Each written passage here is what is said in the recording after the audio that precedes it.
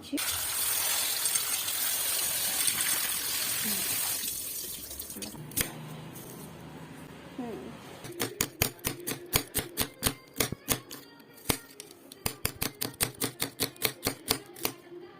அதுக்கு எண்ணெய் தடவி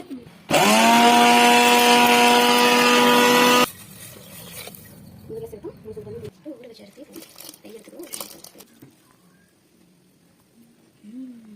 இப்போது ஆஃப் பண்ணிடலாம்.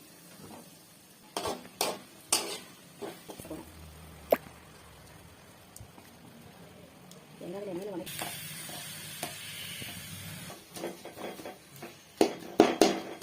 இதில் கொஞ்சம் பாதியாக எடுத்து போடுறோம்.